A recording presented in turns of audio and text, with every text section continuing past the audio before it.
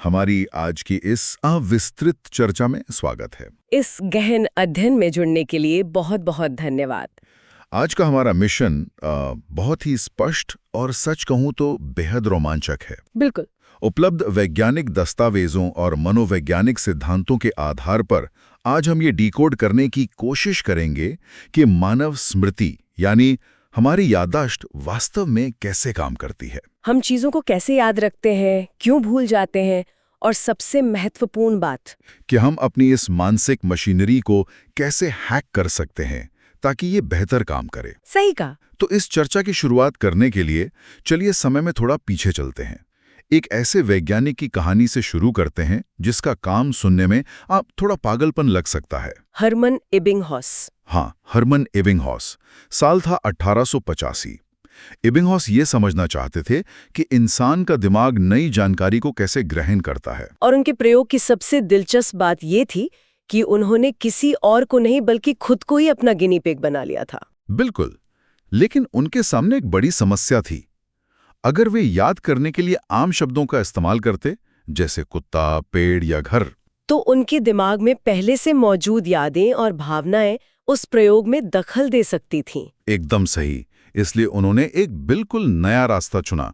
उन्होंने TOB और CAV जैसे पूरी तरह से निरर्थक शब्दों का निर्माण किया। ऐसे शब्द जिनका दुनिया में कोई अर्थ ही नहीं था। और क्या हम अंदाजा लगा सकते हैं कि उन्होंने ऐसे कितने शब्द बनाए? पूरे 20,000। हाँ, पूरे 20,000।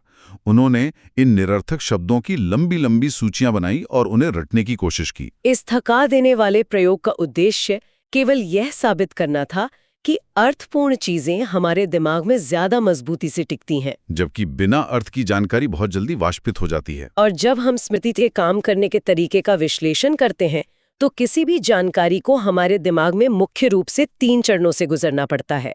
हाँ, मैंने पढ़ा था। पहला है एनकोडिंग।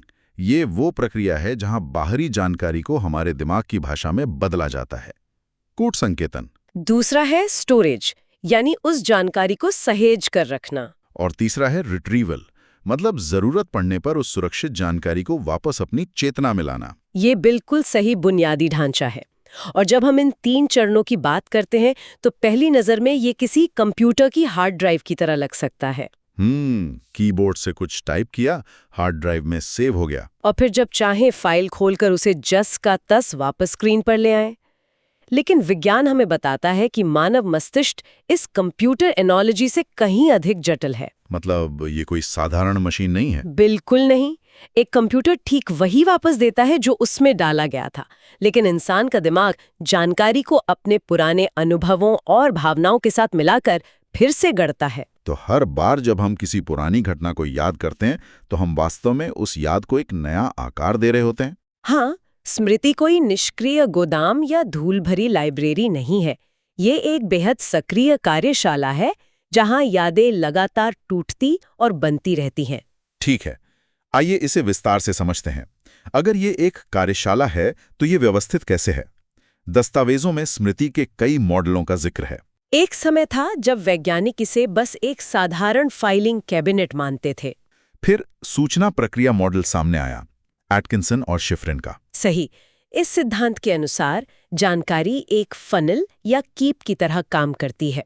सबसे पहले आती है संवेदी स्मृति या सेंसरी मेमोरी। ये एक तरह का फिल्टर है जो बहुत ही कम समय के लिए होता है, शायद 1 सेकंड के हिस्से के लिए। जैसे पलक झपकते ही दिखने वाला कोई दृश्य या किसी गुजरती हुई गाड़ी की आवाज जो तुरंत खत्म हो जाती है। हमारा दिमाग हर सेकंड लाखों संवेदी जानकारियों से टकराता है, लेकिन अगर हम किसी खास चीज पर ध्यान देते हैं तो वो इस फिल्टर को पार करके हमारी लघुकालिक स्मृति यानी शॉर्ट टर्म मेमोरी में चली जाती है, जो मुश्किल से 20 से 30 सेकंड तक टिकती है। और यहीं पर शॉर्ट टर्म मेमोरी की क्षमता के बारे में एक बेहद दिलचस्प बात सामने आती है। मनोवैज्ञानिक जॉर्ज मिलर ने एक सिद्धांत दिया था जिसे जादुई संख्या 7 कहा जाता है। Magic number 7। हाँ, मिलर का तर्क था कि इंसान की शॉर्ट टर्म मेमोरी एक बार में लगभग 7 आइटम ही याद रख सकती है, प्लस या माइनस 2। यानी ज्यादातर लोग एक समय में 5 से 9 चीजों के बीच ही अपने दिमाग के इस छोटे से वेटिंग रूम में रख सकते हैं। यही कारण है कि पुराने टेलीफोन नंबर्स अक्सर 7 अंकों के हुआ करते थे ताकि लोग उन्हें आसानी से डायल कर सकें। रुको, ये बात मुझे थोड़ी अजीब लग रही है। क्या हुआ? अगर हमारी शॉर्ट टर्म मेमोरी की क्षमता सिर्फ 7 आइटम की है, तो फिर शतरंज के ग्रैंड मास्टर पूरा का पूरा बोर्ड और मोहरों की स्थिति एक नजर में कैसे याद रख लेते हैं? ये एक बहुत ही शानदार सवाल है। या कोई संगीतकार एक पूरी नई धुन सुनते कैसे याद कर लेता है? अगर लिमिट 7 है तो वे इसे कैसे तोड़ रहे हैं? शतरंज के खिलाड़ी या संगीतकार कोई जादू नहीं कर रहे हैं। वे अनजाने में अपने दिमाग को हैक कर रहे होते हैं। वो कैसे? वे 30 अलग अलग मोहरों को 30 आइटम के रूप में नहीं देखते। वे उन्हें पैटर्न या चंक्स के रूप में देखते हैं। अच्छा, मतलब टुकड़ों में बांटकर। बिल्कुल। वे एक पूरे बचाव फॉर्मेशन को सिर्फ एक आइटम मान लेते हैं। इस चंकिंग तकनीक के बारे में हम आगे और विस्तार से बात करेंगे। हाँ, क्योंकि ये मेमोरी सुधारने का एक बहुत बड़ा हथियार है। लेकिन उससे पहले ये समझना जरूरी है कि जानकारी को लंबे समय तक याद रखने के लिए सिर्फ उसे शॉर्ट टर्म मेमोरी में रखना काफी नहीं है। दस्तावेजों में प्रक्रिया के स्तर का सिद्धांत भी है, क्रेक और लॉकहार्ट का। हाँ, ये बताता है कि कोई बात कितनी अच्छी तरह याद रहेगी, ये उस पर निर्भर करता है कि उस पर कितने गहरे स्तर पर विचार किया गया है। अगर कोई सिर्फ किसी शब्द की भौतिक बनावट या आवाज पर ध्यान देता है तो ये बहुत हल्का प्रक्रम है। सही, वो जानकारी जल्दी गायब हो जाएगी। लेकिन अगर उस शब्द के अर्थ पर गहराई से विचार किया जाए, जिसे अर्थगत या गहरा प्रक्रम कहते हैं, तो याद रहने की संभावना बहुत बढ़ जाती है। बिल्कुल। उसे किसी पुराने अनुभव से जोड़ा जाए तो वो हमेशा के लिए याद रह सकता है। ये तो बहुत ही व्यवहारिक है। इसके बाद एक और मॉडल आता है जिसने मुझे बहुत प्रभावित किया, कार्यात्मक स्मृति मॉडल, यानी वर्किंग मेमोरी, बैडले का model. Working memory short term memory को सिर्फ एक रुकने की जगह नहीं मानती। हाँ, ये इसे एक मानसिक कार्यस्थल या मेंटल वर्क स्पेस मानती है, जहाँ सूचनाएं न सिर्फ रखी जाती हैं बल्कि उन पर सक्रिय रूप से काम भी किया जाता है। इसमें एक केंद्रीय व्यवस्थापक या सेंट्रल एग्जीक्यूटिव होता है। इसे हम दिमाग का बॉस मान सकते हैं, जो तय करता है कि किस जानकारी पर ध्यान देना है और किसे नजरअंदाज करना है। इस बॉस के नीचे काम करने वाले अलग अलग विभाग होते हैं। एक है स्वानिकी लूप या फोनोलॉजिकल लूप, जो आवाजों के लिए होता है, और दूसरा है विजुअल स्केच पैड, जो छवियों और दृश्यों के लिए होता है। ये हमारा दिमागी व्हाइट बोर्ड है, जैसे किसी नए शहर में बिना नक्शे के रास्ता ढूंढना। यहाँ बात सच में बहुत दिलचस्प हो जाती है। बिल्कुल। क्योंकि जब कोई जानकारी इस कार्यस्थल से होकर हमारी दीर्घकालिक स्मृति यानी लॉन्ग टर्म मेमोरी में पहुंचती है, तो वहां सच्चाई और भ्रम का एक अजीब सा खेल शुरू हो जाता है। दस्तावेजों में स्पष्ट रूप से बताया गया है कि यादें सिर्फ एक प्रकार की नहीं होती। मुख्य रूप से हम अर्थगत स्मृति और प्रासंगिक स्मृति के बीच अंतर देखते हैं। अर्थगत या सिमेंटिक स्मृति दुनिया का सामान्य ज्ञान है, जैसे इतिहास या विज्ञान के तथ्य। ये जानना कि पेरिस फ्रांस में है, ये ज्ञान बहुत ठोस होता है। जबकि प्रासंगिक या एपिसोडिक स्मृति हमारी व्यक्तिगत जीवन की घटनाएं हैं, जैसे कि पिछले साल की छुट्टियों में क्या हुआ था। और विज्ञान कहता है कि ये व्यक्तिगत यादें बहुत जल्दी धुंधली होने लगती हैं। सही कहा, लेकिन इन्हीं व्यक्तिगत यादों में एक अपवाद होता है, जैसे कौंद बल्ब स्मृति या फ्लैश बल्ब मेमोरी कहते हैं। यह नाम इसलिए दिया गया है क्योंकि ये यादें किसी पुराने कैमरे के तेज फ्लैश की तरह हमारे दिमाग में छप जाती हैं। यह आमतौर पर तब होता है जब कोई बहुत ही चौंकाने वाली या भावनात्मक घटना घटती है, जैसे 9/11 का आतंकवादी हमला या इंदिरा गांधी की हत्या की खबर। जिन लोगों ने उस समय वो खबर सुनी थी, वे आज भी विस्तार से बता सकते हैं कि उस विशिष्ट क्षण में वे कहाँ खड़े थे, उन्होंने क्या कपड़े पहने थे और उनके आसपास कौन था। उच्च भावनात्मक तीव्रता उन यादों को दिमाग में अंकित कर देती है। लेकिन एक सेकंड रुकिए, क्या ये फ्लैश बल्ब यादें सच में उतनी पक्की होती हैं जितना हम दावा करते हैं? आपका क्या मतलब है? क्या ऐसा नहीं हो सकता कि वो इंसान जो इतने विश्वास के साथ अपनी याद सुना रहा है, वो भी गलत हो सकता है? यहाँ जो बात सबसे आकर्षक है वो ये है कि आप बिल्कुल सही दिशा में सोच रहे हैं। हमारा दिमाग अक्सर हमें धोखा देता है। मतलब ये पक्की रिकॉर्डिंग नहीं है? बिल्कुल नहीं। हमें लगता है कि जो हमने देखा और महसूस किया वो जस का तस सेव हो गया है, लेकिन हमारी याददाश्त एक विकिपीडिया पेज की तरह है, जिसे बाद में कोई भी एडिट कर सकता है। हाँ, यहाँ तक कि हम खुद भी। इसे भ्रामक स्मृति या फॉल्स मेमोरी कहा जाता है। विकिपीडिया पेज वाला उदाहरण बहुत सटीक है।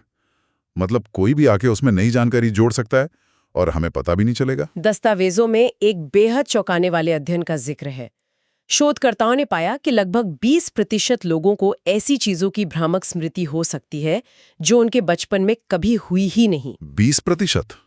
ये तो बहुत बड़ा आंकड़ा है। प्रयोग में लोगों को बताया गया कि बचपन में वो एक बार शॉपिंग मॉल में खो गए थे, जबकि असल में ऐसा कभी कुछ हुआ ही नहीं था। कुछ ही हफ्तों के सुझाव और बातचीत के बाद उन लोगों ने न सिर्फ इस बात को सच मान लिया, बल्कि उन्होंने अपनी तरफ से उस झूठी कहानी में नए विवरण भी जोड़ दिए। कि उस दिन मॉल में कौन सा गाना बज रहा था, ये तो डरावना है। ये साबित करता है कि भारी सुझावों से स्मृति को आसानी से बदला जा सकता है।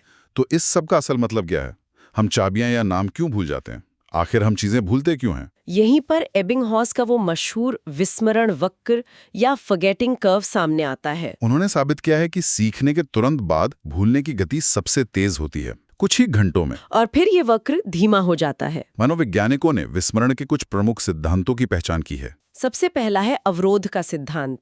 इंटरफेरेंस। इसका मतलब है कि जब पुरानी यादें नई यादों को रोकती हैं, जिसे प्रोएक्टिव कहते हैं, या नई यादें पुरानी यादों को मिटाती हैं, जिसे रेट्रोएक्टिव कहते हैं। जैसे नया पासवर्ड बनाना और बार बार पुराना पासवर्ड टाइप करना। बिल्कुल।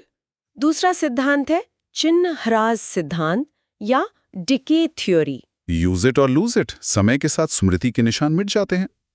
तीसरा है संकेत आश्रित विस्मरण। ये बहुत आम है, बाजार जाकर सामान भूल जाना, लेकिन घर आकर लिस्ट देखते ही याद आ जाना। मतलब सही संकेत या क्लू नहीं मिला, बिना सही संकेत के यादें बाहर नहीं आ पाती। और अंत में है एनकोडिंग फेलियर या कूटांकन की असफलता। जानकारी कभी सही ढंग से दीर्घकालिक स्मृति में दर्ज ही नहीं हुई, हमने ध्यान ही नहीं दिया था। तो चलिए समस्या से समाधान की तरफ बढ़ते हैं। हम अपनी स्मृति सुधार कैसे सकते हैं? विज्ञान के पास इसके लिए कुछ मेमोरी हैक्स हैं, जिन्हें स्मृति विज्ञान या निमोनिक्स कहा जाता है। हाँ, श्रोता इन्हें अपने जीवन में आसानी से अपना सकते हैं। सबसे प्राचीन तरीका है लोसी की विधि। Method of lossy. ये प्राचीन रोमन तकनीक है, याद रखने वाली चीजों को अपने घर के अलग अलग कमरों या रास्तों से जोड़ना। मान लीजिए हमें बाजार से अंडे, टमाटर, वॉशिंग पाउडर और एक छाता लाना है।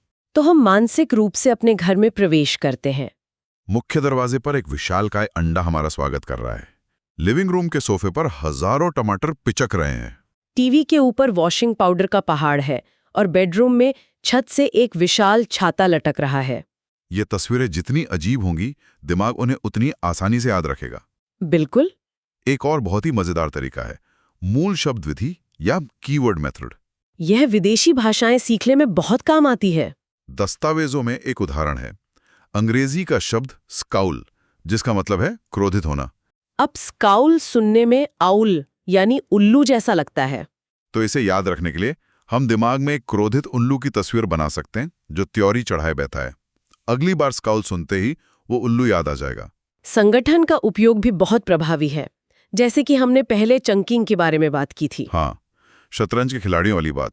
और 1945 के चंक्स में बांट दें तो बहुत आसान हो जाता है। और अंत में है प्रथम वर्ण तकनीक, एक्रोनिम्स। जैसे इंद्रधनुष के 7 रंगों को याद रखने के लिए वेब ग्योर का उदाहरण, बैंगनी, जामुनी, नीला, हर रंग का पहला अक्षर। ये तकनीकें वास्तव में हमारे दिमाग के बोझ को कम करती हैं। तो आज हमने इस चर्चा में देखा कि कैसे स्मृति एक सक्रिय प्रक्रिया है। इसके अलग अलग मॉडल क्या हैं? भ्रामक यादों का खतरा हमेशा बना रहता है। और चंकिंग जैसी सुधार तकनीकें कैसे काम करती हैं? अगर हम इसे व्यापक संदर्भ से जोड़कर देखें तो एक बहुत ही गहरा सवाल उठता है। कैसा सवाल? क्योंकि आज हमने जाना कि हमारी स्मृति कोई पक्की वीडियो रिकॉर्डिंग नहीं है और भ्रामक स्मृतियां बहुत आम है, तो ये सवाल उठता है कि हमारे व्यक्तित्व और हमारी पहचान का कितना हिस्सा उन घटनाओं पर आधारित है जो शायद वैसे घटी ही नहीं जैसा हम याद करते हैं। ये तो बहुत ही झकझोर देने वाला विचार है। अगर हमारी यादें ही बदल सकती हैं तो हमारा स्वयं कितना वास्तविक है। सच में इस बात पर तो मनन करना ही पड़ेगा कि हम जो हैं, क्या वो हमारी सच्ची यादों का परिणाम है या उन कहानियों का जो हमारे दिमाग ने गढ़ ली हैं। श्रोताओं को इस गहरे विचार के साथ छोड़ते हुए हम आज की इस गहन चर्चा का यहीं समापन करते हैं। हमारे साथ जुड़ने के लिए धन्यवाद। अगली बार जब आप कुछ भूलें तो सोचिएगा कि क्या सच में आपकी याददाश्त कमजोर है या आपने ध्यान ही नहीं दिया था। मिलते हैं अगली चर्चा में।